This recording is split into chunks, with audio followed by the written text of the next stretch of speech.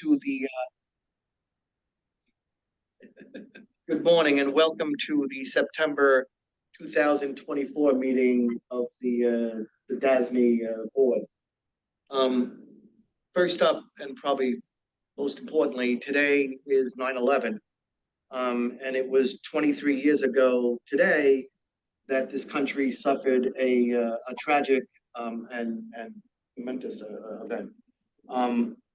It's a somber day in U.S. history, so I'm going to ask that we pause for a moment to remember the victims of the terrorist attack at New York, only a few steps away from this office, in Washington, D.C., and in Pennsylvania, as well as we recognize the many heroes of that day and afterwards who helped bring back the city of New York, as well as the former World Trade Center site, which we can see from this office. So I'll ask that we just have a moment of silence and that we all remember never to forget that tragic day in United States history.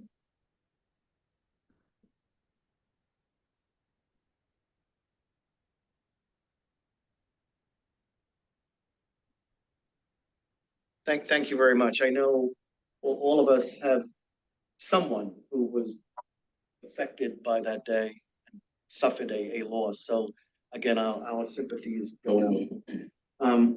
Okay, so Sarah, if you could you please read the roll? Yes, thank you, Mr. Vice Chair. Today, joining us from the New York City office is our Vice Chair and today's Chair of the meeting, Jerry Romsky, Beryl Snyder, Al Carney, Wellington Chen. Here in the Albany office, we have Ken Evans, Christina Coughlin, and Joan Sullivan. In the Buffalo office, we have Janice McKinney, and joining by phone is Kent Severud. He is joining us remotely by phone and therefore will not be a voting member, but he is present and can certainly participate. Absent today are Chair Gomez as well as Adrian Swazerski. Back to you, Mr. Chair. Thank you so very much, Sarah.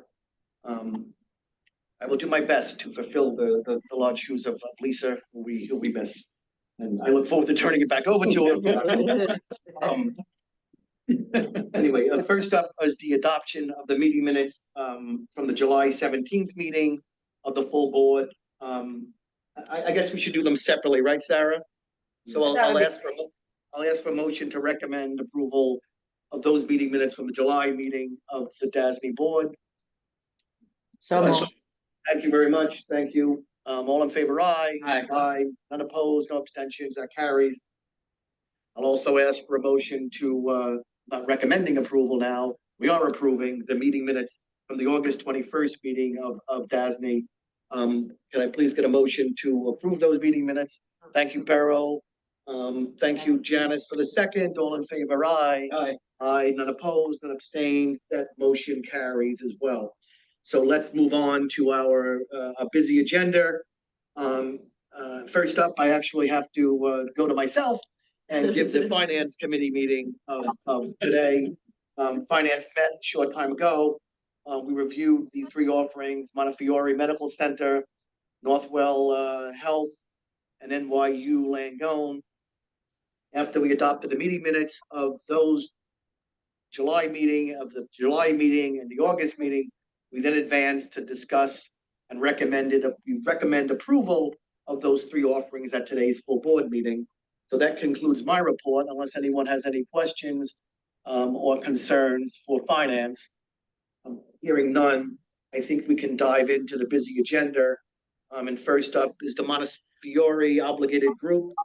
It's a single approval transaction, and it's going to be presented by Alex and the co-bond counsel, John Renkin and Kimberly Campbell. So take it away, Alex. Thank you. Thank you and good morning. The board is being asked to adopt the necessary documents for the financing of one or more series of tax-exempt and or taxable fixed and or variable rate bonds with a maturity not to exceed 30 years in an amount not to exceed 135 million on behalf of the Montefiore Medical Center. Proceeds from this series 2024 bonds are expected to be to finance the costs and or reimbursements associated with various capital projects at the Montefiore Medical Center, Montefiore Nyack Hospital, Montefiore Mount Vernon Hospital, and Montefiore New Rochelle Hospital, together with various other capital costs of facilities and equipment used in connection with the operations of the Montefiore Health System. Projects to be funded include upgrades to existing facilities, equipment acquisition and replacements, and information technology acquisition, replacements, and upgrades.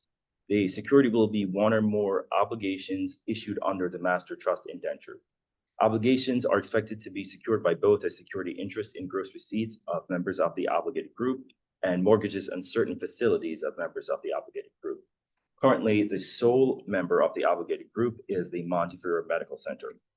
The medical center's current rating on its outstanding debt is Baa3 from Moody's and BBB- from S&P, and these are expected to remain the same.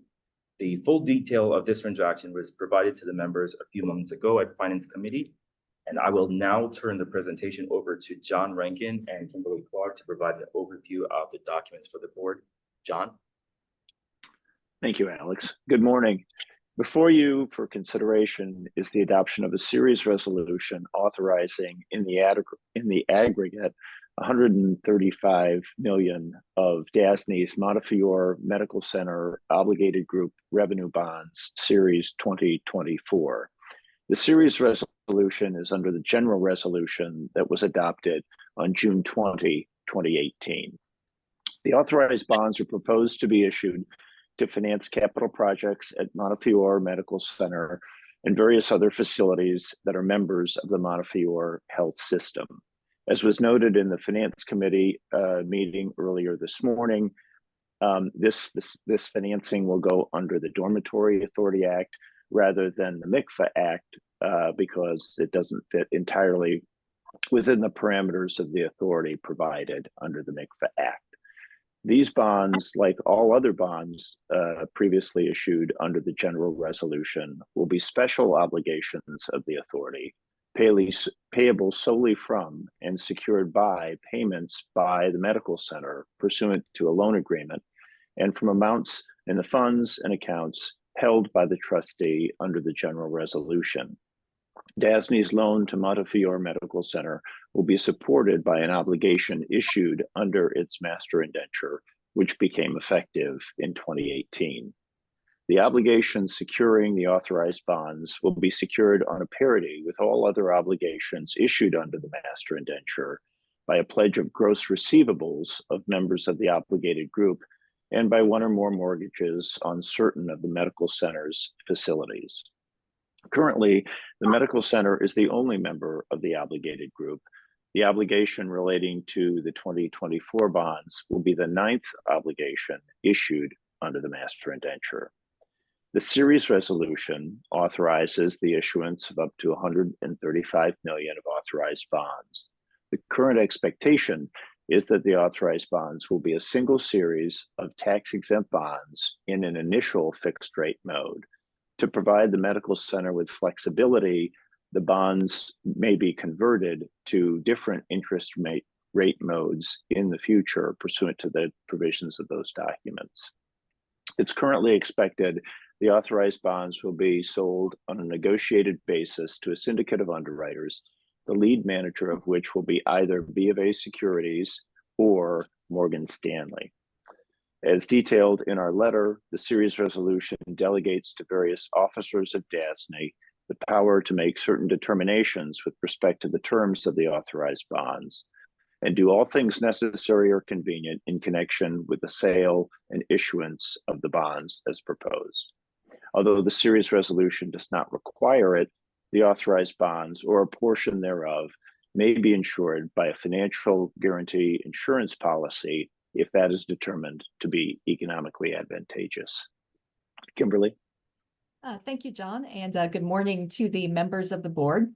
DASNY and Montefiore Medical Center will execute a loan agreement in connection with the issuance of the authorized bonds, which will require Montefiore Medical Center as the sole member of the obligated group to make timely payment of debt service on the authorized bonds and to pay fees and expenses of DASNY and the trustee. Montefiore Medical Center's obligation to make payments under the loan agreement will be a general obligation and secured under the master indenture. Consistent with DASNY guidelines, the loan agreement will contain the appropriate standard document provisions and may include additional security provisions based on market conditions and practices, although the security is expected to be limited to an obligation issued under the master indenture. Upon the issuance of the authorized bonds, DASNY will assign its rights under the loan agreement to the trustee, subject to certain reserved rights. In addition, Montefiore Medical Center will enter into an agreement to provide continuing disclosure in connection with the issuance of any publicly offered authorized bonds. This concludes our presentation, and we are happy to address any questions that you may have. Thank you very much. I'll first note that, as noted, this offering does not require the approval of the Department of Health. But as mentioned at Finance, Department of Health not only doesn't object, but they actually support the offering. I don't know if the Board of Health rep would like to say anything further than that. If so, please feel free to jump in. If not, go ahead. Thank you. We definitely support the bond issuance, and we support Montefiore and all their efforts and everything they've been doing to deliver healthcare. Certainly, thank you. And yes, they certainly perform a great role in providing healthcare to many communities in New York State. We applaud them for that. Any questions or concerns regarding this particular offering from any of the board members? No, sir. No concerns, no questions. I have a comment. For a number of years, I've sat on the board of the burn rehabilitation in White Plains. And A fine institution, by the way. yes, one of the best, one of the best. I'm nothing that Alex should know. I'm just curious to know how that institution is a part of the Montefiore system is doing. But Alex, I'm not going to ask you to go research that. I just am curious to know if you know anything about it before I vote yes. Did you want to know if, yes, they are a member of the Montefiore Health System, Inc. They're a member of the affiliation group, but they are not a member of the obligated group. Obligated group. I saw that. Okay, so just thank you. Sure, I and Alice, you. was very proud of my association work. It is one of the finest research centers for traumatic brain injury, certainly on the eastern half of the country. And they were doing terrific work there. That was it. Thank you, Al. Any other questions, concerns? Hearing none, I'll ask for a motion to approve this single approval offering. So Thank you very much, Wellington. Second, I'll second. Beryl, thank you so very much. All in favor, aye. Aye. Aye. Any opposition or any abstentions? Hearing none, that motion carries. Okay, thank you very much, Alex. Next up is the Northwell obligated group. Again, a single approval, and that's going to be presented by Matt. So Matt, please take it away. Thank you. The board is being asked to adopt the necessary documents for a 30-year term for a bond issue in an amount not to exceed $1.3 billion on behalf of Northwell Healthcare, Inc. The financing that you're considering this morning will finance various construction, renovation, and modernization projects for the members of the Northwell Health Obligated Group, as well as the refunding of 2 DASNY North Shore Long Island Jewish Obligated Group revenue bonds. As this is an obligated group structure, obligations issued under the master trust indenture will be a joint and several obligation of each member of the obligated group and will be secured by a lien on certain gross receipts of the members of the obligated group. We spoke about this a little bit in Finance Committee, but currently the members of the obligated group represent approximately 81% of the total operating revenue of the system and approximately 85% of the total assets of the system. With this financing, the obligated group is proposing to add 4 hospitals And with the addition of these 4 hospitals to the obligated group, the resulting members of the obligated group will make up approximately 91% of the total operating revenue and approximately 95% of the total assets of the system. And again, referring to attachment 1, it shows the system and the members of the obligated group. Northwell Health Inc. is the parent of the system, and Northwell Healthcare Inc. is the parent of each member of the obligated group. Northwell Healthcare Inc. is also both a member of and a representative for the obligated group. And to conclude, before I hand my presentation over to co-bond counsels, the expected ratings are A3, A-, and A-. Thank you. Thank you. Eileen? Sure. Good morning. Ora Carrington and Sutcliffe and Holly and Pearson Farrar are serving as co-bond counsel on the Northwell Health Obligated Group Series 2024 transaction. You have before you for your consideration this morning 3 series resolutions, Series 2024-1, 2024-2, and 2024-3, authorizing in the aggregate up to $1.3 billion of Northwell Health Obligated Group revenue bonds to be issued from time to time and a form of loan agreement. It's expected that all of the bonds will be priced in 2024, but a portion of the bonds will be issued in 2024, and a portion will be issued in 2025. The portion issued in 2025 would be for the purpose of refunding the outstanding, all or a portion of the outstanding 2015 A bonds that are not subject to redemption until later in 2025, because as a matter of federal tax law, the refunding bonds as tax-exempt bonds may not be issued more than 90 days before the redemption date of the refunded bonds. In this presentation, though, just to make it easier, we'll refer to all the bonds authorized by the series resolution as the Series 2024 bonds. The aggregate principal amount of the 24 bonds authorized pursuant to the series resolutions, as I said before, will not exceed $1.3 billion. The proceeds of the Series 2024 bonds will be loaned to Northwell Healthcare Inc. pursuant to one or more loan agreements with the authority for the benefit of the members of the obligated group. The Series 2024 bonds will also be secured by obligations issued pursuant to the Master Trust Indenture, or MTI. The obligated group currently consists of 10 members, each of which is a New York not-for-profit corporation. North Shore University Hospital, Glen Cove Hospital, Plainview Hospital, Long Island Jewish Medical Center, Northwell Health Stern Family Center for Rehabilitation, Northwell Healthcare Inc., Staten Island University Hospital, Huntington Hospital Association doing business as Huntington Hospital, South Shore University Hospital, Lenox Hill Hospital.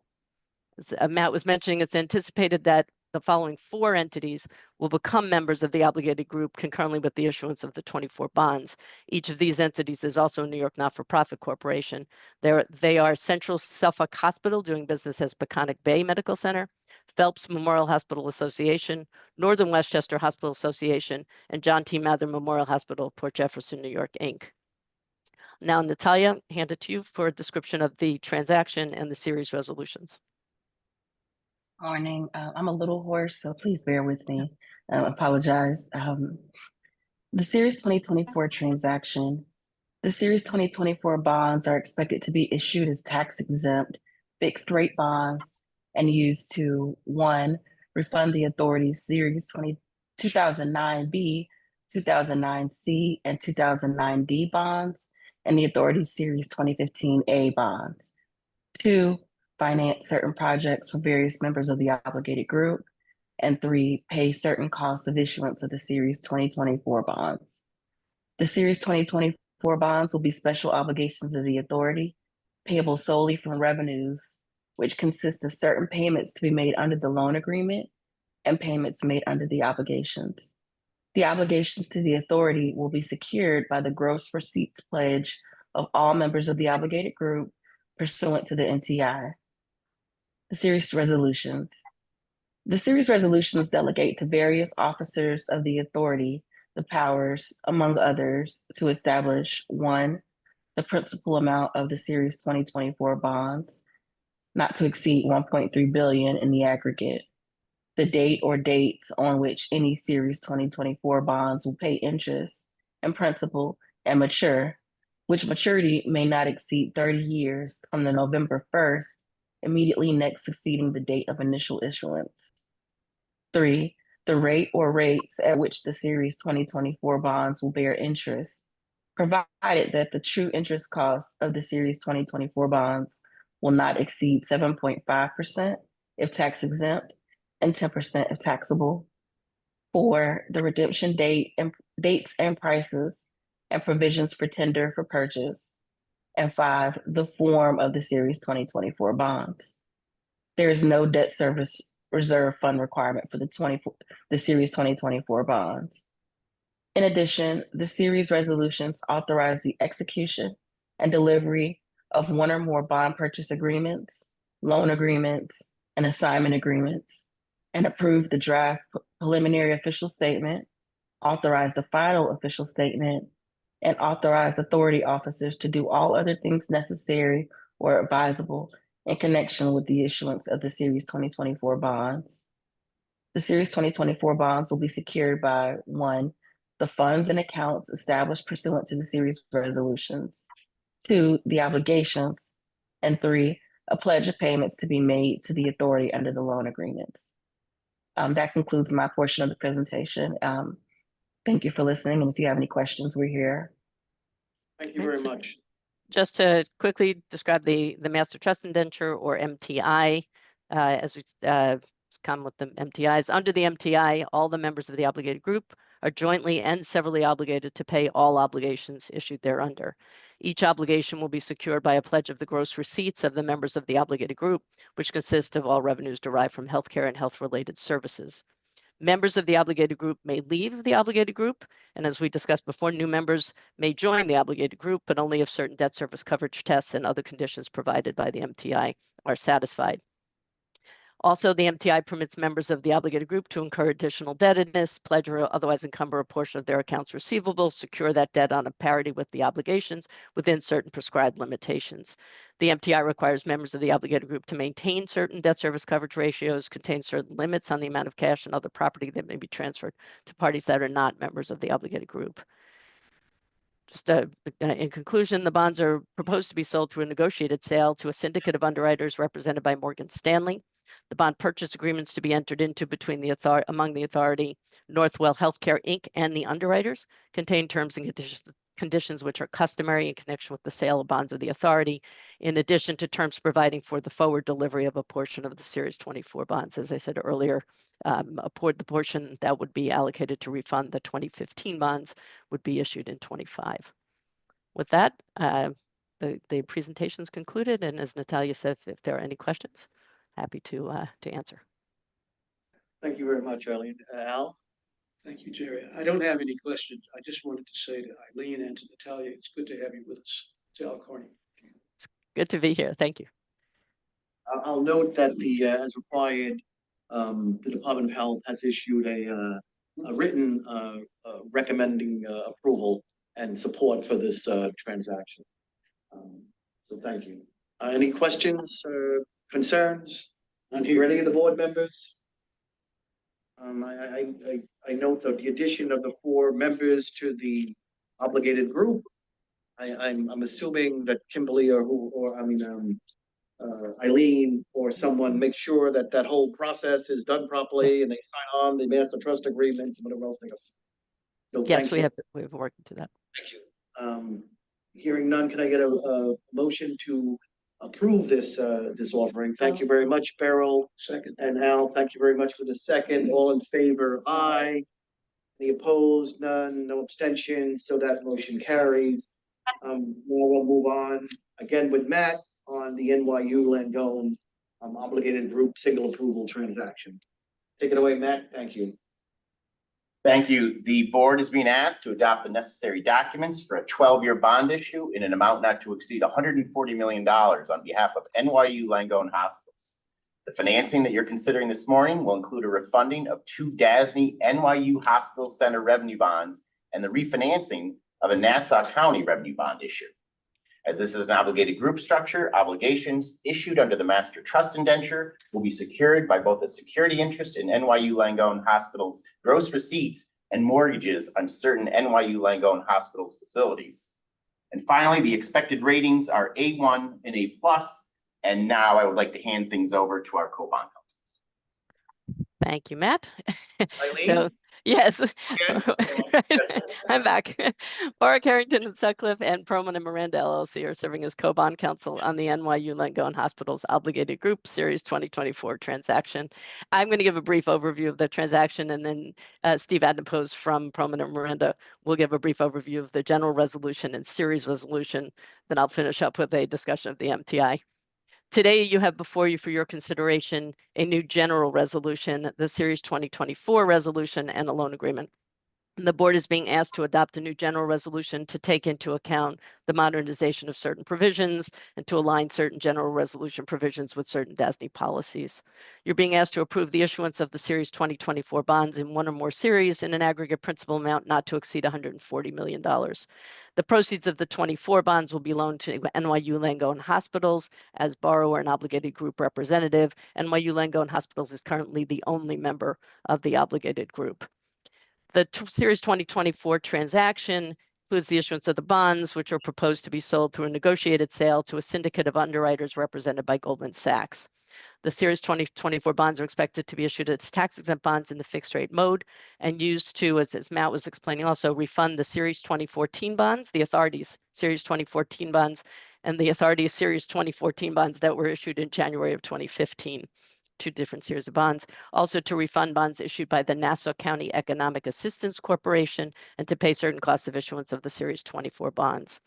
The bonds will be special obligations of the authority payable solely from the revenues, which consist of certain payments to be made under the loan agreement and payments made under the obligation issued pursuant to the MTI.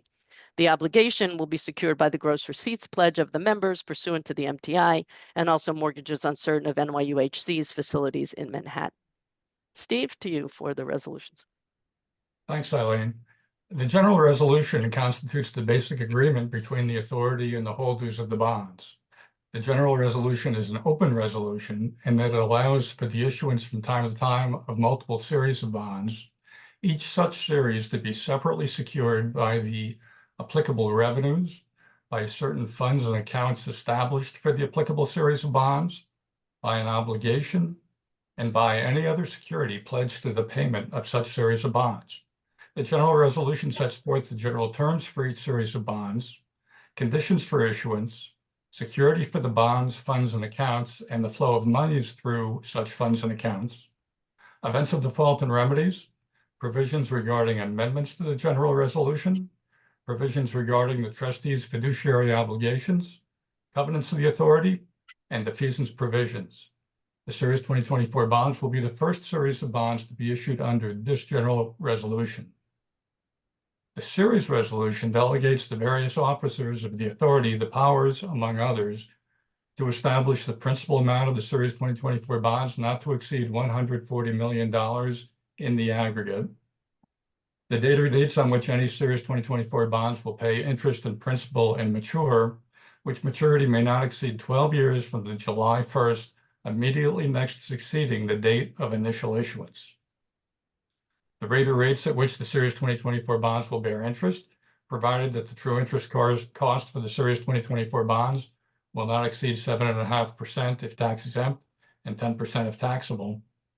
The redemption dates and prices and provisions for tender for purchase and the form of the Series 2024 bonds. There is no debt service reserve fund requirement in connection with the Series 2024 bonds. In addition, the series resolution authorizes the execution and delivery of the bond purchase agreement and a loan agreement and provides a draft preliminary official statement, authorizes a final official statement, and authorizes authority officers to do all other things necessary or advisable in connection with the issuance of the Series 2024 bonds. The 2024 bonds will be secured by the funds and accounts established pursuant to the series resolution, by the obligation, and by a pledge of payments to be made to the authority under the loan agreement. Eileen? In terms of the MTI, as part of your security package, NYULH will issue the Series 2024 obligation or obligation number 22 pursuant to the MTI in order to secure the bonds. Under the MTI, the members are jointly and severally obligated to pay all obligations issued thereunder. As I mentioned before, right now NYULH is the only member.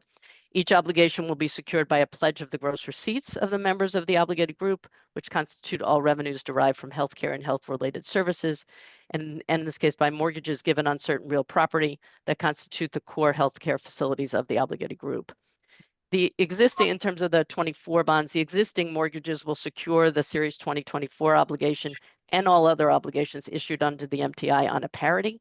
And it's anticipated that either a new mortgage will be granted on the existing mortgage property or one of the existing mortgages will be amended to reflect the issuance of the 24 obligation. However, no mortgage will be specifically granted on any additional property to secure the 24 obligation. As mentioned for an earlier MTI, the MTI permits members to leave the obligated group, new institutions to join the obligated group as long as certain tests and conditions are met. Again, in this case, we're not anticipating any addition at this point. The MTI permits members of the obligated group to incur additional indebtedness, secure that indebtedness on a parity with the Series 24 obligation within certain prescribed limitations. That concludes our remarks, and please, we're happy to answer any questions. Very much, Eileen. Again, I'll note that the Department of Health has issued the required letter or memo of approval without any objections or exceptions. So I just note that. Are there any other questions or concerns regarding this transaction from any of the board members? None here, Mr. Chairman. None up in Albany. So I'll ask for a motion to approve this transaction. So moved. Thank you very much, Al. Can I get a second? I'll second. Thank you, Beryl, for the second. All in favor, aye. Any opposed?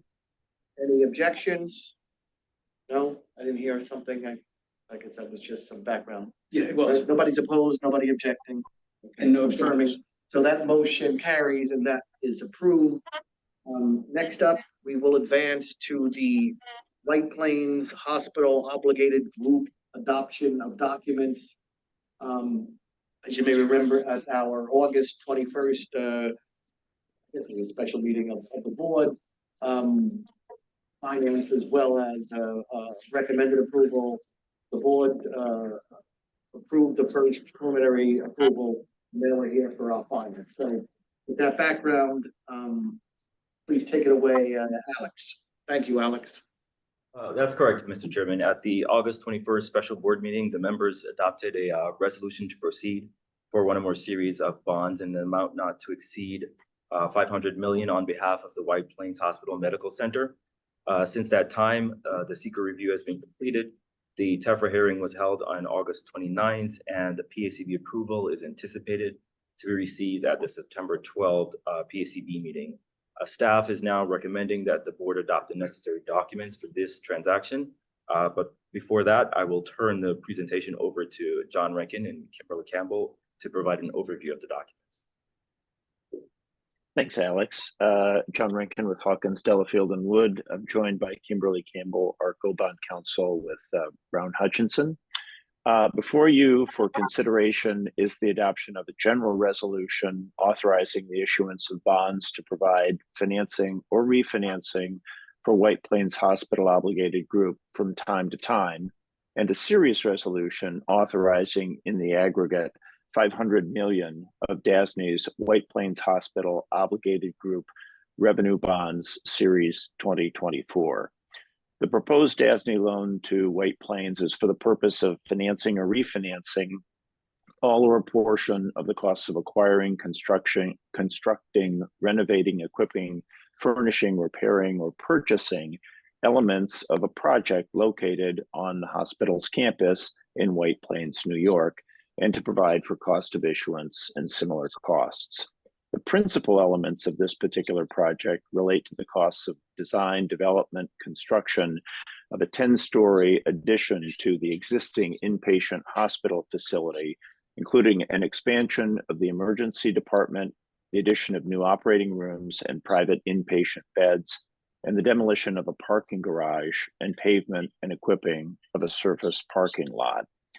The loan to White Plains will be supported by an obligation issued pursuant to White Plains Master Indenture, which is a new document for them. The MTI functions as the general borrowing document for White Plains and other members of the obligated group. Currently, however, there are no other members. It serves as an existing and expandable intercreditor agreement for indebtedness issued from time to time and supported by an MTI obligation. That is, a payment instrument that contractually carries with it the various covenants contained in the MTI. In addition, the MTI limits the ability of obligated group members to issue indebtedness that is not supported by an obligation, and the extent to which property, assets on the balance sheet can be encumbered by security interests and other liens. And MTI structures, it enables each obligated group member to borrow and enter into other contracts individually, but have repayment secured by joint and several obligations of all members of the obligated group. Master indentures, and this one included, establish the conditions for admission to or withdrawal from the obligated group, general corporate status such as good standing and solvency covenants, limitations on the incurrence of additional indebtedness, limitations on security interests and other liens on property of the obligated group members, remedies in the event there's a failure to make payment on an obligation or perform the covenants contained in the MTI, and finally, the means by which obligations may be paid or defeased, under certain circumstances replaced with obligations issued under a replacement MTI. The obligations securing the authorized bonds will be secured on a parity basis with all other obligations under the master indenture and by a pledge of gross receivables of the members of the obligated group and by one or more mortgages on certain of the hospital's facilities. The resolutions before you are the general resolution and a series resolution. The general resolution is a new resolution based on the authority's model form, and the authorized bonds will be the first series of bonds issued under the general resolution.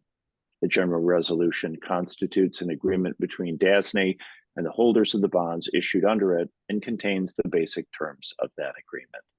The general resolution provides for the issuance from time to time of multiple series of bonds, each series separately secured from each other.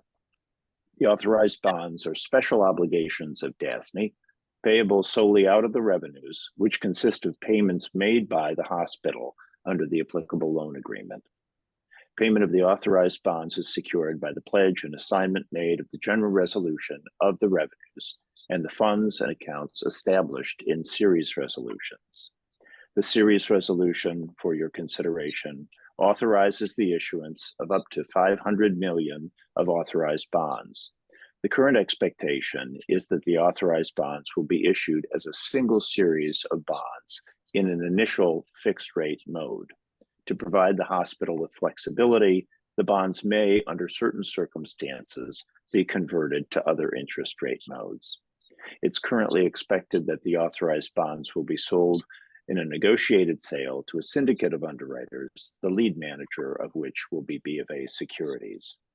As detailed in our letter, the series resolution delegates to various officers of DASNY the power to make certain determinations with respect to the terms of the authorized bonds and to do all things necessary or appropriate in connection with the sale and issuance of the bonds. Although the series resolution does not require it, the authorized bonds, or any portion of them, may be insured by a financial guarantee insurance policy if that is determined to be economically advantageous. Kimberly? Thank you, John.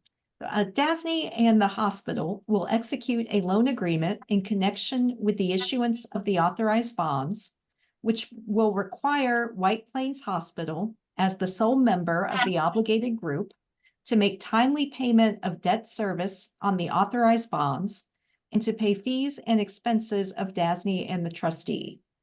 The hospital's obligation to make payments under the loan agreement will be a general obligation and secured under the master indenture. Consistent with DASNY guidelines, the loan agreement will contain the appropriate standard document provisions and may include additional security provisions based on market conditions and practices. although the security is expected to be limited to an obligation issued under the master indenture. Upon the issuance of the authorized bonds, DASNY will assign its rights under the loan agreement to the trustee, subject to certain reserved rights.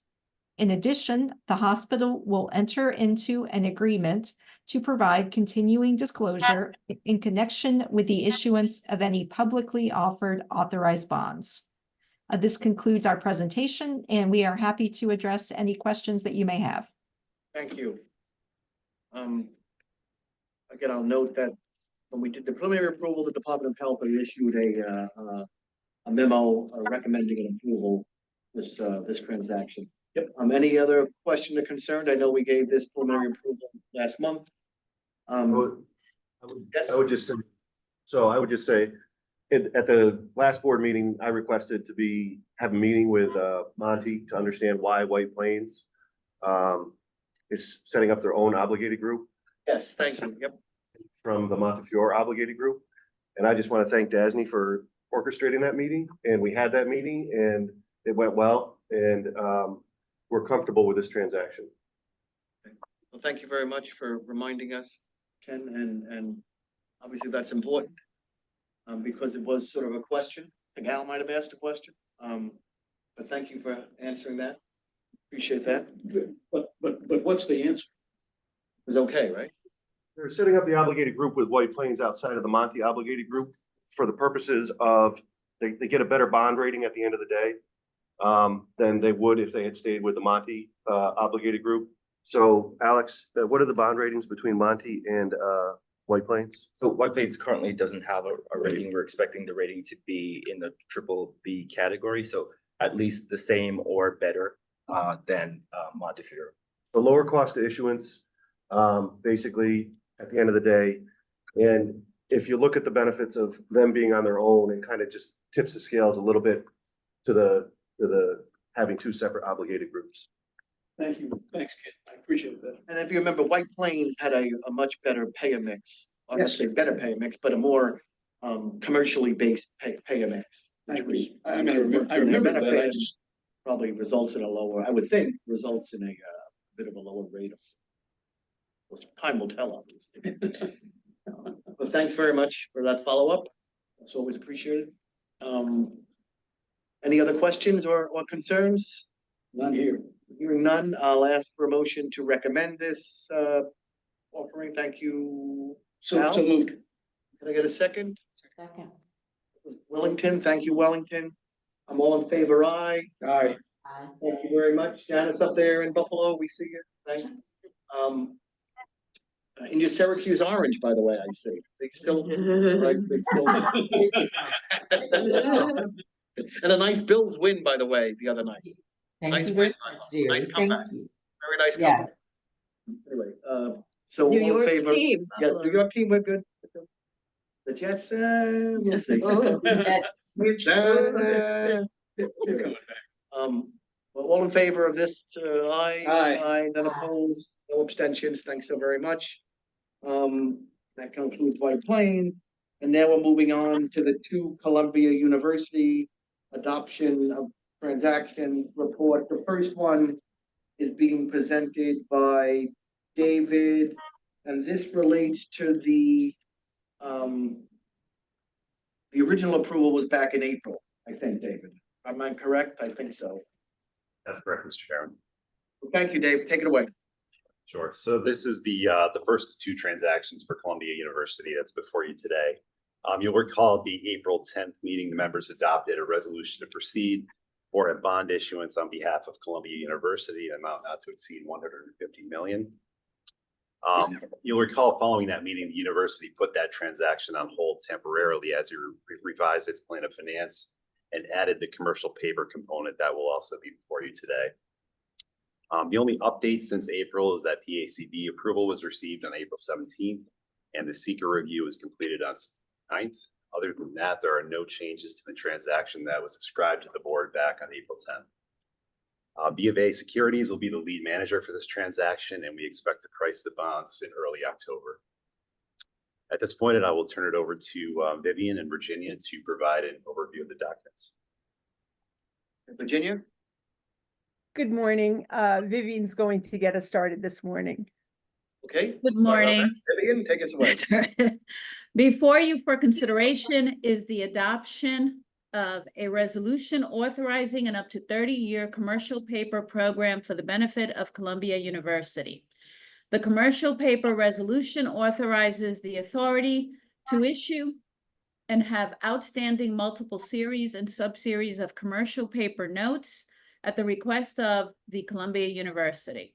The aggregate principal amount of commercial paper notes that may be issued under the commercial paper resolution from time to time is not limited, provided that the aggregate principal amount of notes that may be outstanding at any one time may not exceed 250 million. The notes issued under the commercial paper resolution may be issued for one or more of the following purposes. One, to finance. Vivian. Sorry, Vivian, we're doing the bonds first, so we Oh, should we're doing start the with bond other first. one. I'm I'm sorry. That's all right. Then my mistake. I will start again. Before you for consideration is the adoption of, let's start again, a series resolution authorizing 150 million of DASNY's Columbia University Revenue Bonds, Series 2024. The authorized bonds are proposed to be issued under DASNY's amended and restated Columbia University Revenue Bond Resolution, originally adopted in September 2000, and the series resolution. The proceeds of the authorized bonds are expected to be used to, one, finance or refinance capital expenditures at various university facilities, and two, pay the cost of issuance of the authorized bonds. The current expectation is that the authorized bonds will be issued as tax-exempt, unenhanced, fixed-rate bonds. The series resolution, however, does not limit the discretion of DASNY's officers to determine to issue the authorized bonds in other configurations than are currently contemplated. The authorized bonds may be issued pursuant to the public offering and/or private placement. It is expected that the authorized bonds will be publicly offered and sold in a negotiated sale of B of A Securities, Inc. Thank you, Vivian. The general resolution also provides for the issuance from time to time of multiple series of bonds. The authorized bonds are special obligations of DASNY payable out of the revenues, which consist of payments by the university under the loan agreement. Payment of the authorized bonds is also secured by the pledge and assignment made by the general resolution of the revenues and the monies and investments held in the funds and accounts established by the general resolution and the series resolution. The university's obligations under the loan agreement, which was executed by the authority and the university in September 2000 in connection with the issuance of the first series of bonds under the general resolution, and was amended and restated in 2011, are general obligations of the university. In 2020, as you may recall, you authorized additional amendments to the loan agreement, which amendments require the consent of a majority of bondholders. The purchasers of the authorized bonds will consent to the amendments by virtue of their purchase. The amendments will not, however, become effective upon the issuance of the authorized bonds. The loan agreement requires the university to make payments in amounts and at times sufficient to make the timely payment of principal and sinking fund installments of and interest on all bonds outstanding under the general resolution, including the authorized bonds. The university's obligations under the loan agreement are not secured by any pledge of revenues or mortgages on or security interests in any property of the university. The series resolution delegates to various officers of DASNY the power to make the determinations described in our letter and to do all things necessary or convenient in connection with the sale and issuance of the bonds. In addition, the university will enter into an agreement to provide continuing disclosure in connection with the issuance of any publicly offered authorized bonds.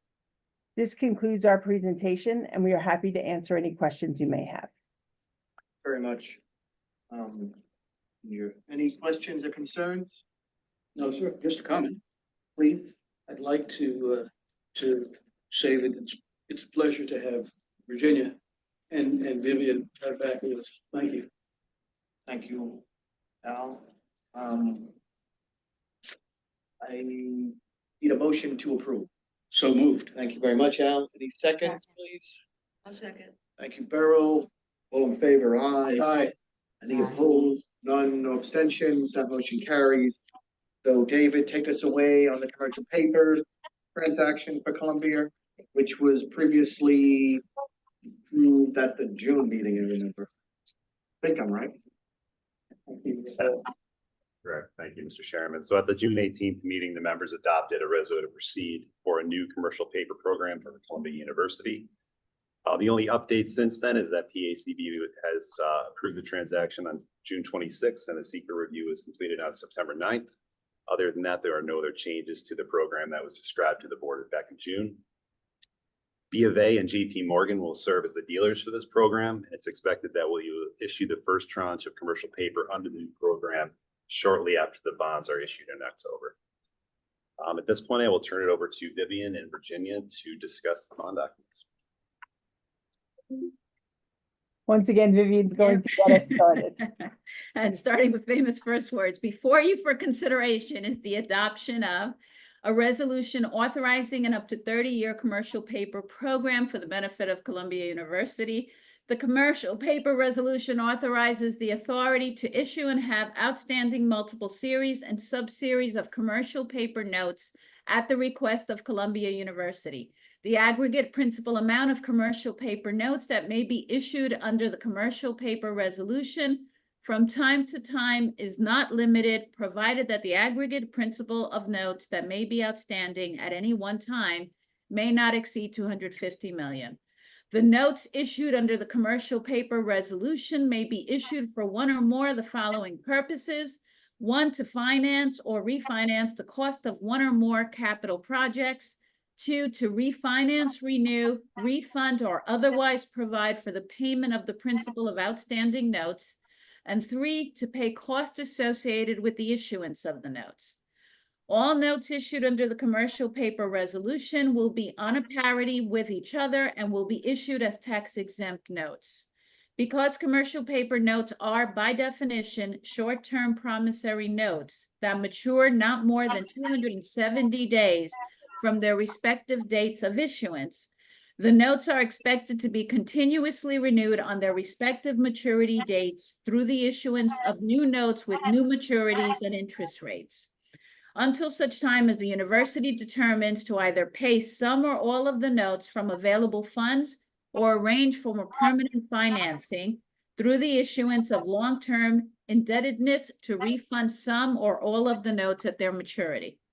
The notes will be a special limited obligations of the authority payable solely out of and secured by, one, the proceeds from the sale of the notes until expended as provided in the commercial paper resolution. Two, payments made by the university under the loan agreement. And three, certain funds and accounts established by the commercial paper resolution, including a project fund to be held by the trustee. The commercial paper resolution also delegates to various officers of DASNY the power to make determinations described in our letter and to do all things necessary or convenient to facilitate the initial issuance of the notes and any refunding or rollovers thereof. Thank you, Vivian. Thank The you, Vivian. university and the authority will enter into a loan agreement in connection with the initial issuance of notes under the commercial paper resolution. The loan agreement requires the university to make payments in amounts and at times sufficient to make timely payment of the principal of and interest on all maturing notes issued under the commercial paper resolution, unless the principal of such notes is refunded by rolling over such maturing notes to a new maturity. The university's obligations under the loan agreement are not secured by any pledge of revenue or mortgages or on or security interest in any property of the university. Upon the first issuance of the notes under the commercial paper resolution, the authority will assign certain of its rights under the loan agreement to the trustee pursuant to an assignment agreement. In addition to the initial projects identified in the loan agreement, other capital projects may be financed with the proceeds of notes by amending the loan agreement to include such additional projects. If the funding of the additional projects qualifies as a type 2 action under seeker, or if the financing of such projects has been authorized under another resolution authorizing the issuance of bonds for the university, then the loan agreement may be amended without further action by the authority's board. Otherwise, the loan agreement may only be amended if authorized by a supplemental resolution adopted by the authority's board, authorizing the issuance of notes for such additional projects. To facilitate the ongoing issuance and delivery and payment of the notes under the program, including rollovers of the notes, the authority and the university will enter into an issuing and paying agency agreement with U.S. Bank Trust Company, pursuant to which U.S. Bank will act as custodian for the safekeeping of the notes issued pursuant to the commercial paper resolution, as issuing agent on behalf of the authority with respect to the issuance and delivery of the notes, and as paying agent for the notes. The notes will be sold upon original issuance and upon each rollover through commercial paper dealers selected from time to time by the university, with the approval of the authority pursuant to separate dealer agreements. The university has selected B of A Securities, Inc. and JP Morgan Securities, LLC to act as the initial dealers for the sale of the initial series of notes. This concludes our presentation. We're happy to answer any questions you may have. Thank you. Thank you very much. Questions, concerns? Hearing none. Can I please get a motion to approve this resolution? Yes. Thank you, Al. Second, Wellington, thank you so very much. I'm all in favor, aye. Aye. Any opposition? None. There's no abstention, so that motion carries. That concludes the various transactions, and thank you all for your great presentations. Next up is a report of the president. I first, though, would like to remind all board members of the exciting board retreat that we will have after the October 9th board meeting. It'll be held a short distance away. You could probably see it from here at Governor's Island. I've been to Governor's Island, by the way, over the years. It really has come a long way. They have a great development board over there, familiar with the chair. So I think it will really be a great event. And I thank Robin and Sarah and staff for setting that up. It will follow the board meeting, and there will be a dinner. If anyone needs any accommodations, we can let staff know. I'm sure they'll be more than happy to make those arrangements. Contact Amanda or Sarah. Anyway, so thank you very much for that. And so I'm going to now turn it over to our president, Robert. It's a pleasure, Robert. Please take it away. Thank you. Thank you, Mr. Chair. Pleased to report, beginning with our grants programs and some of the works that have been happening there. In August, the governor announced $147 million of capital grants that's associated with the New York statewide investment in more swimming, or better known as its acronym, New York Swims Initiative. This was done on behalf of Parks, Recreation, and Historic Preservation.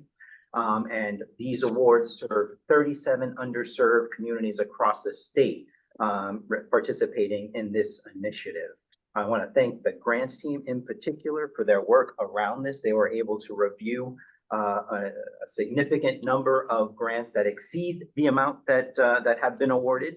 So there is a strong amount of subscription in this program, and it's very much focused on meeting those resources to build municipal pools in high needs areas, connect New Yorkers to states, rivers, and lakes, deploying pools in urban environments, and investing in state parks and pools. The governor clearly stated that as an initiative, but we were able to execute that in a very short amount of time frame and manage relatively seamlessly a challenging competitive grant process. So I want to thank the grants team for their work in this efforts, and I would foresee more activity in this area as a result of the strong subscription in this program thus far. Following that, over the summer, we were able to visit two of the grantees. You may recall in our previous board report, we talked a little bit about the Nonprofit Infrastructure Capital Investment Program. the NYSIP program, where the governor announced 118 additional NYSIP grants in July. We visited just two of the different recipients, one of which is our therapeutic horses, equine mental health services that are based in Saratoga Springs, excuse me. We were able to help them build year-round facilities to be able to provide services, not just during the better weather. So it's really a marriage of what we know is the racetrack community and the equine community that exists in Saratoga Springs, and also providing mental health services to the surrounding community, to families, young people, and veterans. So a really wonderful program, just one of the 118 that we are working with. But I think it's very important that people recognize that these grant programs are really serving important needs for New Yorkers and benefiting communities in very unique and distinct ways. The second program that we visited was a Mount Kisco Child Care Center that has been able to grow and provide facilities to children of diverse backgrounds, both socioeconomically and in terms of their ability to meet their needs for that community over time. So two really great programs, and it's important to draw those connections between the dollars that we are putting out there and the communities and the services that we're able to provide. We're going to be doing that as well for our nonprofit capital program for veterans. That's our VNCP, where we're administering over $3.7 million for 57 veterans organizations. Many of those awards are relatively small, but have critical importance for supporting many of these veterans organizations and facilities across the state. So I want to thank the grants team for continuing to work so hard on those efforts, in addition to the various grant programs that are that you'll see in the grants report in your books.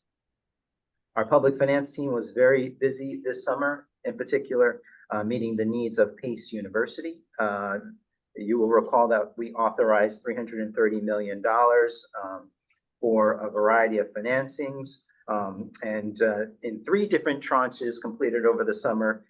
Pace, beginning in July 17th, they priced $140 million of their Series 24 bonds. On August 7th, DASNY priced the $84 million B bonds to refund outstanding series. And then on August 28th, we priced $60 million for their C variable rate bonds. I'm sure Portia will have more details on that, but one thing of note is in these 3 different transactions during continually volatile and varying market conditions, we were able to execute with our underwriting partners significant demand, participation, and ultimately very good cost of funds on behalf of our borrowers. So on behalf of our clients. So just want to recognize the team for that work over the summer. And as you see from today's meeting, that work continues, and they will also be having a very busy fall. So I want to recognize them for their hard work in that area. On the construction front, I'm sure Steve will have a number of significant updates on projects that are underway, but in terms of projects completed, we were able to celebrate some of the work that has been completed in terms of the dorm work in SUNY New Paltz. I, along with Jerry, were able to visit the ongoing construction that's happening at Mohawk Hall. SUNY New Paltz is a significant partner that we have had a ongoing relationship with for over a decade. It's significantly working on updating not just their dorm facilities, but other facilities there. It was good to see the progress that's currently underway, but also see the progress that we have made in the past, and continue to strengthen that relationship. Dorms are, and our work with our SUNY clients is very much one of the foundations of our construction efforts. Our Vice President, Charlie Williams, joined UAlbany President Javidan Rodriguez in ribbon cutting for the $46.9 million gut renovation of Payne and Zanga residence halls on the Colonial Quad. And I was able to visit with our interns the work that was happening at the Colonial Wellness Center, significant projects that are happening at UAlbany. And we were able to see what our efforts are making to make sure that UAlbany remains competitive, that we're able to provide amenities for the students, and that we're able to meet the needs of our UAlbany partners.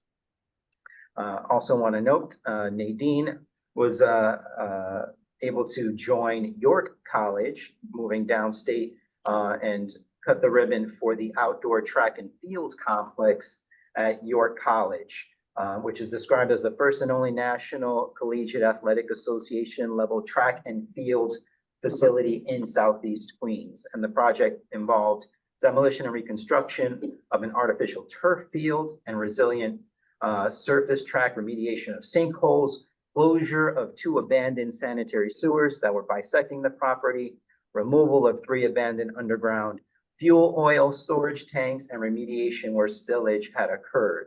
Needless to say, it was a complicated project that took a significant amount of time to get done. This has been something that for over 15 years had not been addressed, and the community had been pushing for a significant amount of time. And being able to cut that ribbon not only, you know, marks a turning point for York College and the Jamaica community, but represents, you know, what we can do when we're given the opportunity to go in and build a world-class facility. So I think that, so in that one, it's a win all around. York College is happy, the community is happy, and I think we've been able to build something really unique for the borough of Queens. And this is all in addition to the summer projects work that Steve and his team were able to complete over the summer. So I just want to recognize that that's a little bit of the good work that construction consistently does on projects on behalf of our clients. Just to give a brief update with respect to our spending with respect to MWBE and SDVOB for the first quarter of the fiscal year, DASNY has performed well with respect to our contracts. Spending for MWBE this quarter is $44 million, or 38.27% of overall spending. And our spending with SDVOBs is $3 million, or 2.6% of overall spending. So just to keep that in mind, that's something that we are always looking at, mindful of, and will continue to update the board on. With respect to our opportunities program group, we have spoken in the past about the departure of Michael Clay and his contributions to our MWBE efforts and our ability to meet our objectives with respect to our goals, and have been in the search for a new director of our OPG group, recently joining our team as recently as today after a robust search is Carrie Torres. Carrie Torres joins us from previously serving at the New York State Homes and Community Renewal, where she held the position of the Vice President of the Department of Engagement, Compliance, and Opportunity. She has also held previous positions as a Strategic Projects Manager at New York City Housing Authority, and oversaw in that role at HCR, developing the strategic goals, achieving utilization, compliance, and expanding opportunities for underrepresented enterprises.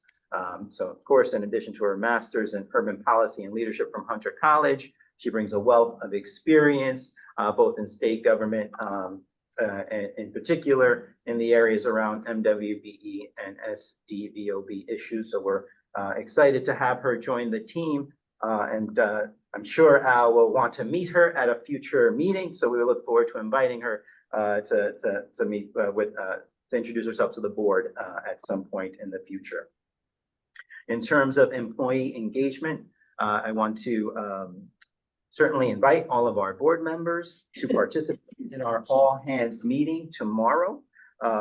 It is September 12th in Albany, where all staff from throughout the state will be coming together to learn more about DASNY's mission and hear about some of our construction projects throughout the state, and reflect a little bit on the 80 years of financing and construction and a myriad of social infrastructure projects that we have worked worked throughout DASNY's history. So we also look forward to strengthening our team connections and learning about organizational initiatives ahead.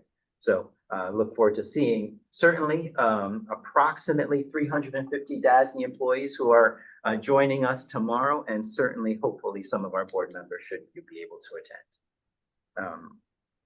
Along those lines, schools, we completed in August a school supply drive. It's really where Albany collected 1,200 items, including 24 backpacks, many notebooks, many crayons, in Buffalo and as in New York State. And I think it's just, that's independently employee driven and really comes out of the efforts and thoughtfulness of the employees. So I want to recognize their work in that. And as we move into Hispanic Heritage Month, September 15th to the October 18th, we have a number of different events that are being planned. There's a lunch and learn on October 3rd featuring UAlbany head track and field coach Roberto Vives, who will share his experience serving as the head coach for Team Puerto Rico at the 2024 Paris Olympics. We're proud to say they had some success. I believe one of the women sprinters won a bronze medal, so I look forward to hearing more about that. And then on October 15th in the New York City office, we'll be highlighting the 2024 theme Pioneers of Change with music, food, games, and giveaways. And of course, board members are always invited to attend. And thank you, Jerry, for mentioning the board retreat. I think we have all the details on that covered. And with respect to media coverage, DASNY received press coverage for several events, including some of the ribbon cuttings that I mentioned and some of the visits that were previously mentioned. In your book, you will see the seeker report and the grant report. And with that, I will turn it over to General Counsel Nadine Fontaine to present the rescission of the Shelter Island resolution. Thank you, Mr. President. Unless there's any question or comments on the president's report. Well, Robert, I just wanted to thank you. It was a pleasure to tour the New Paltz site with you.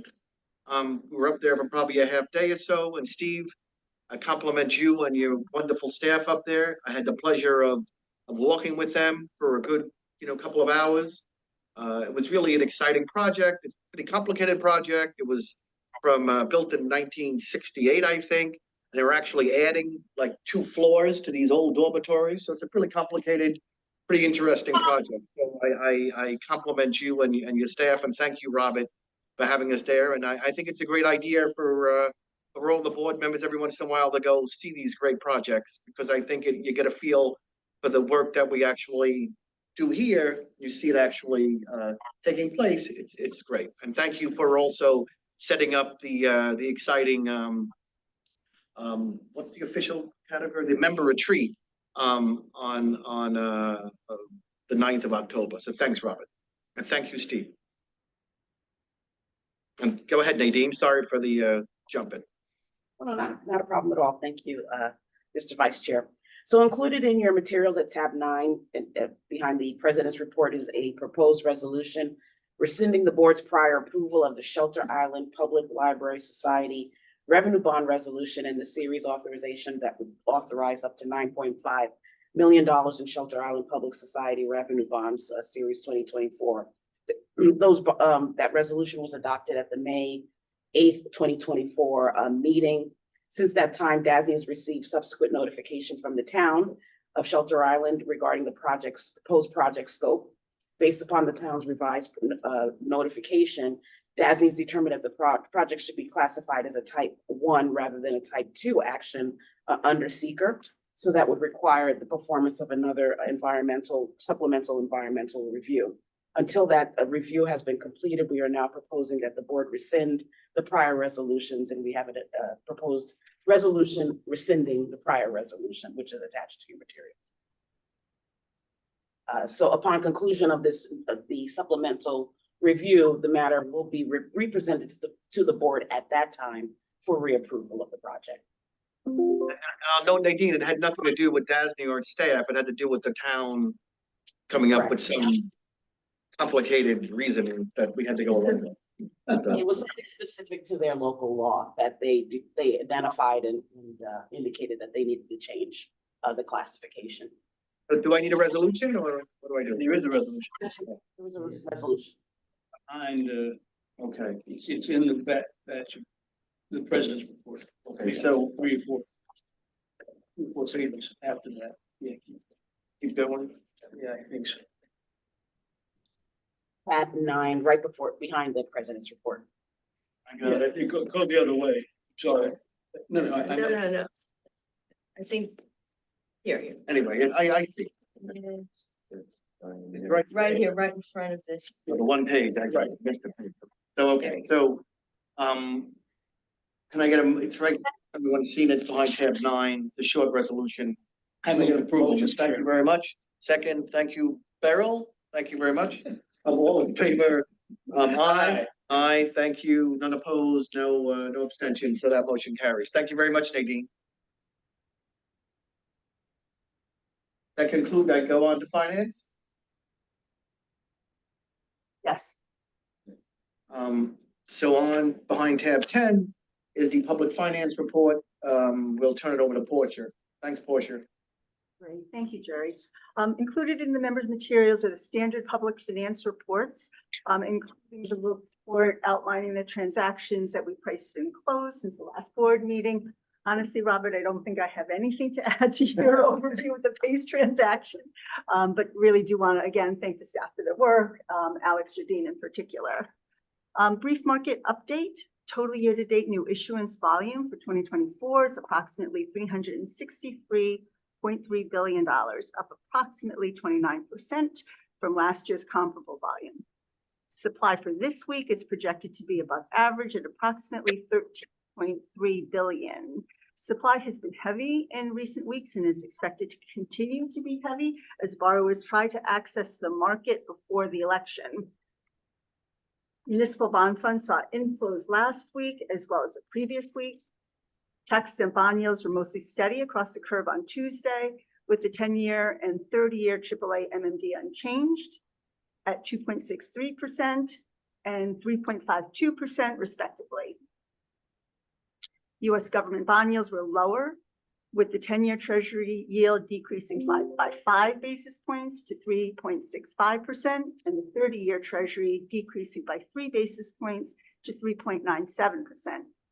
Since the July 17th board meeting, the one-year MMD rate has decreased by 48 basis points, the 10-year decreased by 15 basis points, and the 30-year decreased by 14 basis points.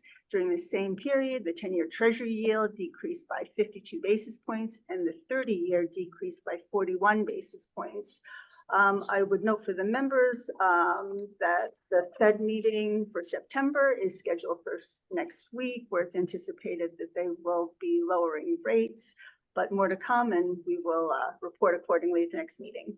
That concludes my report. Thank you. Thank you. Thank you so very much, Portia. I have a Always. quick question. Quick question from Beryl. Quick question. There is the increased supply of bonds which are entering the market in the fall.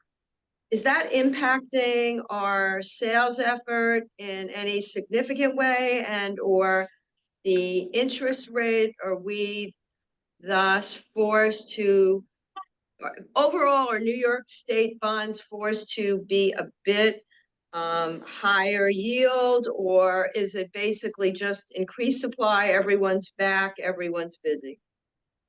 I think it's a latter, Beryl. Everybody's back, everybody's busy. I think, borrowers as a whole, issuers as a whole are looking to enter the market before the election, anticipating a certain amount of volatility associated with that. Okay, I know there is a lot of volatility both around bonds and equities pre-election. Although frankly, I'm not certain how that actually plays out in that short-term period. But yeah, I've seen the volatility as well, and I guess we'll see whether it actually is as volatile as everyone anticipates. So, thank you. And in the meantime, right, the expectation is the Fed will lower rates. It seems as though that 25 basis points has already been baked into the market at this point. But we have a lot of bonds, as you saw this morning, but they're well across the credit curve, and we'll report back. Yeah, and I saw this morning CPI was not a little less, a little higher.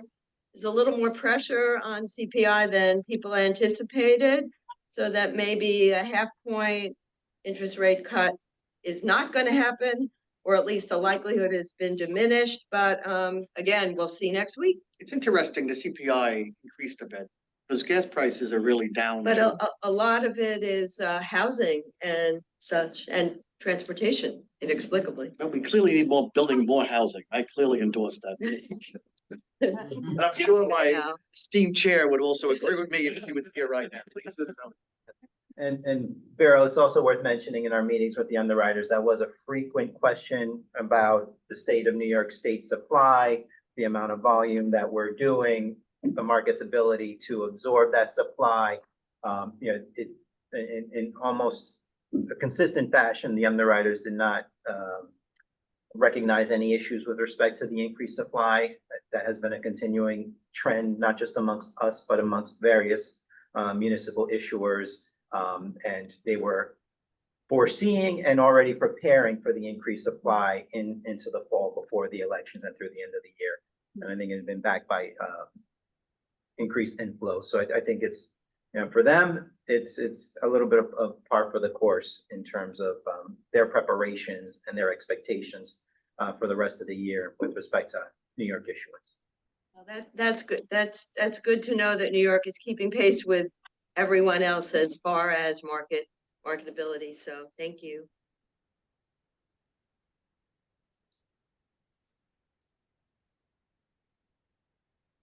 Okay, thank you. Any other questions, concerns? No, hearing none. I'm gonna go, thank you again, Portia. And we're gonna advance behind cab 11. Kim will present the report and the quarterly investment report as well. Thanks, Kim. Thank you, Vice Chair. As highlighted in the standing financial report, personnel expenses are slightly over projection, primarily due to increased salaries as a result of hiring efforts and lump sum payouts for retirements and increased health insurance higher participation rates for retirees. Non-personnel expenses are slightly under projection due to timing of certain expenses. We closed on one private debt issuance in July and received $500,000 in financing fees through July. Percentage of direct hours charged to public client programs is slightly down from May at 96%, but remains slightly over the budget amount of 94.7%. Also included in your materials is a quarterly investment report for the period ending 6/30/2024. The overall portfolio increased by approximately $600 million to $9.9 billion, primarily due to new money bond issuances and receipts for debt service offset by construction expenditures.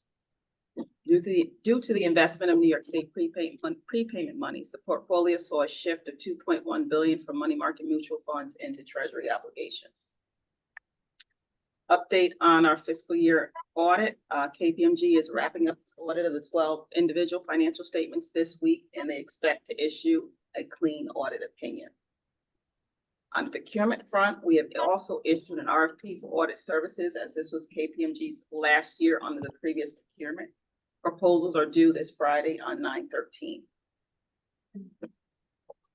Updates on our system replacement, Dynamics 365 implementation. Staff is currently preparing for user acceptance testing for release 1, which includes budgeting, GL, and master data. The UAT environment has been refreshed to include all current configurations, and the migration of data has commenced.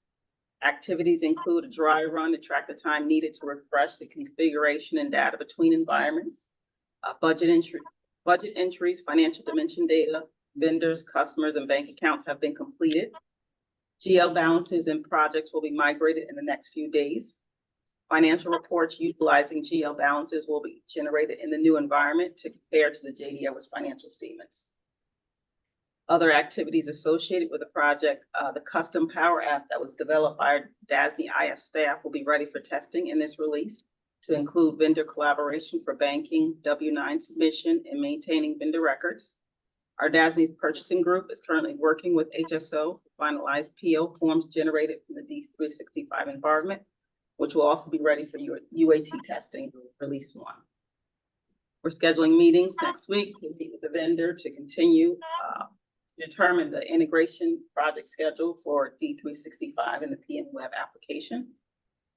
JDL's legacy data for budgeting, GL, and vendors has been mapped to the D365 environment, and data validation should be completed during this release of UAT. Overall, the project continues to be on schedule, and our anticipated go live is still April 1 of 2025. That concludes my report, unless there's any questions.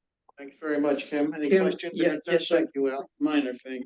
Is it standard for the outside auditors to give us a peek at their intent to not to complicate our lives with a mixed opinion before they have finished the review of the financial reports? They're pretty much complete. They're just wrapping up and getting final. They're just dotting their I's and crossing their T's. They're pretty much wrapped up. They do give me a heads up if they anticipate doing anything other than a clean opinion. But based on what they've looked at, the information that they requested, what they've reviewed, they're just waiting their final partner sign off. I was hoping to have it by today so that I can report that it was done, but they said by the end of the week. Well, good luck then. It's too early for it. Congratulations. Thank you. What is next audit? What? What is the next audit? They've just finished. The committee, I mean, the audit committee. Next audit committee, I don't remember. It's Is it- November. When is it? November. Oh, okay. Thank you. And will we be joined by KPMG at that meeting? No, at that audit meeting, we would hopefully will have concluded procurement, and will we be recommending to the board to approve the selection of a new auditor, whoever that auditor may be. Got it. Okay.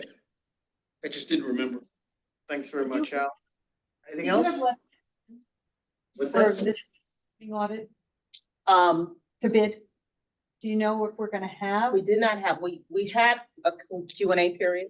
Okay, And just based on the questions that were asked, we can clearly see, procurement doesn't let us know who asked the question. Yeah. But we can clearly see there was more than one Okay, auditor good, asking questions. good. Yes. Anything else? I had nothing else. Thanks so much. So we're gonna move on now to Steve, behind tab 12. It's a construction report. Take it away, Steve. Thank you. Will do. Behind tab 12 are the standard construction division reports. Couple of statistics as far as new projects go. We added 2 projects during the period, one at City College, a $5.9 million upgrade of mechanical systems for the Marshak building. And we added a new 350-bed residence hall design and construction project for SUNY Binghamton. Early value on that is about $60 million. On projects complete, we finished up a local law 11, cycle 8 project in New York City for CUNY. We finished the College of Staten Island campus-wide sidewalk reconstruction project. We finished Purchase College, the Crossroads Residence Hall ceiling rehabilitation project. And as noted earlier, we finished up the Colonial Quad work at UAlbany. Expenditures through July of 23 were 247 million. Through July of 24 were 285 million for a gain of 38 million year over year. On the cover of the monthly projects report is a summer project at U Buffalo. It's the Evans Quad roof replacement project. The budget was 2.2 million. Labella Associates was our design consultant. Design started in March of 23 and completed in October of 23. Elmer Davis was our roofing contractor. Construction started this past May and finished up in early August. As far as a couple of program and project updates, I'll start with SUNY. For the most part, the summer work was completed on time. We do have a few non-occupancy related summer projects that continue, which should finish up shortly. The close call here was down at New Paltz. We had a Bliss Hall residence hall bathroom project. It finished on August 20th, and the students showed up on the 22nd. So it's quite tight. Plenty of time, plenty of time. Good. Kudos to our code guys. These are the days when we're happy. We issue our own building permits and certificates of occupancy. They were down there for about 2 weeks straight, educating the contractor. On the CUNY side, the next meeting with CUNY's Vice Chancellor is on October 10th. We'll focus on the quarterly spend forecast projections for the next quarter. We're doing quite an intense review of projects and their spend for the balance of the fiscal year for CUNY. In the meantime, plenty of work for CUNY, Queens College, Hunter, Lehman, York, CSI, New York City Tech, and City College, amongst others. Quickly over to OPWDD and OMH. Very long backlog of projects continues per our last monthly meeting with OMH, which will be executed over the next few years. Hot campuses at this point are St. Lawrence, Mid-Hudson, Capital District, Rochester, Central New York, Rockland, South Beach, Kingsborough, Pilgrim, and Mohawk Valley. The design build team for the new parking garage here in Albany at the Capital District Psych Center has been selected. We're working on awarding that DB contract today. And just a quick update on the Western New York Children's Project. Still working on getting the conceptual repair concept documents from the design team. This is the project that is currently delayed due to design errors and omissions. On the life sciences project, we just continue to chug along with planning, programming, and early design activities. The PLA negotiations are done. The PLA is in the hands of the Capital District BCTC for signature. We should be bringing that to the board the month of October. Recruitments in the division are up to 65 open positions we're trying to fill. PM Web, a quick update. We're 90% complete the migration of projects from contract manager to PM Web. There's about 1,300 projects now being processed in PM Web. Summer interns, the DASNY construction division interns completed their assignments. A few interns remain on staff with the construction division this fall, mostly in the areas of design, construction, and scheduling. That concludes my report. Very much, Steve. Any questions or concerns? No. I think we're in a good spot. Certainly look forward to the life sciences project at some point. Yes. Getting a shovel in the ground, but that's a bit off, I guess. So anyway. Next year, shovel in the ground next year. It completes in 2030. We should all be there with our hard hats on for that ground. And it completes in 2030? 2030. It's hard to spend 1.4 billion in a couple of months. Less than 6 years. CUNY project. Is that on PM Web too? Will that be on PM Web? Yep. Anyway. By the end of November, everything active should be on PM Web. It's only about 10% of the projects left to move. There's no pool on that thing, right? There's no pools? No pools. Okay, an inside joke. Many pools. You got swimming up. Sorry, okay. That concludes the report. We'll move on. General Counsel Nadine. Yes, Mr. Vice Chair, I asked that the board move for, I don't have a report, so we are. So I'm gonna call for a motion to please go into executive session to discuss the financial and credit history of a particular corporation, matters leading to the appointment, employment, promotion, demotion, discipline, suspension, dismissal, or removal of a particular person or corporation, and proposed pending or current litigation. So thank you very much, Al. Thank you very much for the second. So all in favor, aye, aye. We're gonna go into executive session. Sarah, I don't know if we have to push some button here. Well, I can. Good thing that's not the ICD. They're recording. Oh, they're recording? Yeah. Sorry about that. Okay, so, No decisions were made in executive session. Other than that, to return to the public session. So do I need a motion for that? I don't know. No, okay, so we're out of that. Okay, unless anyone has any questions or concerns or comments, the next meeting will be October 9th in the New York City office.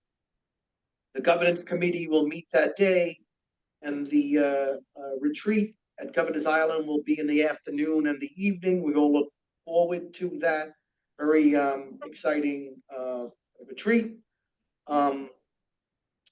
I just want to say that it was an honor and pleasure to serve as your chair today, but I look forward to turning it over back to the for the October session. I was gonna congratulate. And also on a more somber note, just go back. It is 9/11, so please remember the victims and their families in your thoughts and prayers today and always. It was clearly a terrible day, and we should never forget it. May I please make a suggestion? Yes, certainly. I understand the reverence associated with this day. I lost a friend on this day. I think 9/11 affected each of us. But the next time, if I'm still on the board, the next time that 9/11 falls on a regular meeting date, could we switch it? Yes. Yeah. I mean, two reasons. It doesn't feel good to me to insist on having a meeting to discuss business that runs right through the time that we are honoring the dead as a result of what happened on 9/11. Just doesn't feel. Good point, Dal. Okay. Just a thought, and it may not ever fall. Our regular meeting date may never fall on a September 11th. It might be another, 10 years or whatever, but it's gonna be some time, but Well, yes. if I'm still on board. Right. Well, it's a good point. Anyway, thank you for that. Any other comments or concerns? If not, I'll ask for a motion to conclude the meeting and adjourn it. Absolutely. Thank you, Al. Second by Wellington. Thank you all. Nice to see everybody. Janice, nice to see you up there in Buffalo. Yeah, Let's go. Who do you have this week? Bills we have have Miami.